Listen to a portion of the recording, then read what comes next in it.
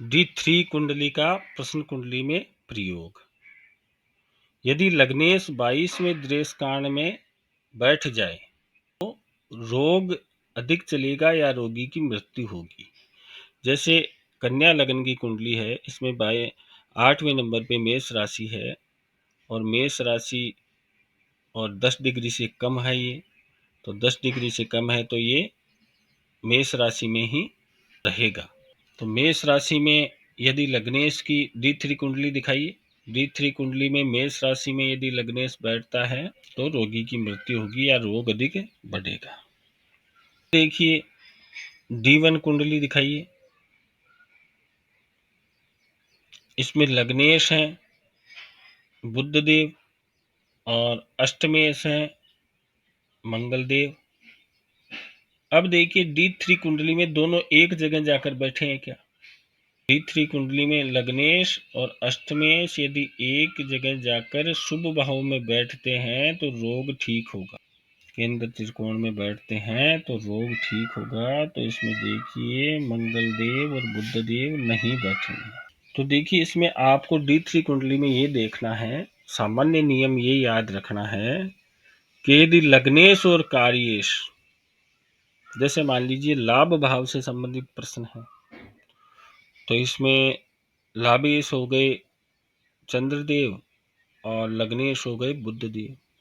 यदि चंद्रदेव और बुधदेव दोनों D3 कुंडली में लगन या केंद्र या त्रिकोण में हो तो जातक को लाभ होगा, कार्य सिद्धि होगी, किसी भी भाव से संबंधित प्रश्न हो।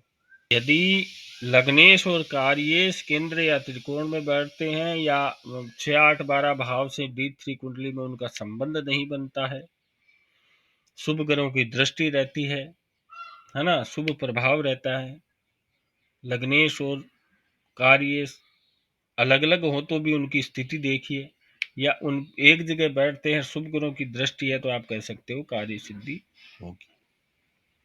और देखिए यह जातक शास्त्र का स्थिर सिद्धांत है।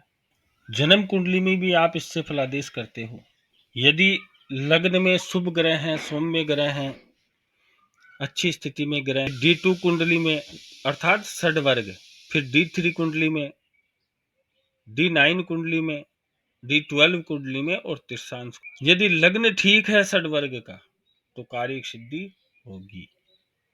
ये षड वर्ग से आप विचार कर सकते हो प्रश्न कुंडली में, और लग्न ठीक नहीं है तो कार्य हानि बता सकते हो। किसी भी प्रश्न का उत्तर आप जान सकते हो।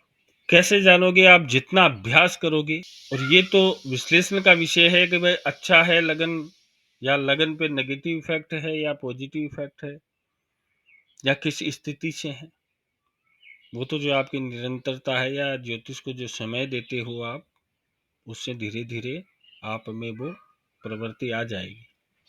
एक दृष्टिकोण होता है ना, नजरिया होता है, किस प्रकार से आप देखते हो, तो वो जैसे जैसे जातक आएंगे वैसे वैसे आपका नजरिया होगा। ये एक संक्षिप्त रूप में मैंने आपको एक सूत्र के द्वारा ये समझा दिया है कि कार्य हानि होगी या कार्य सिद्ध होगा।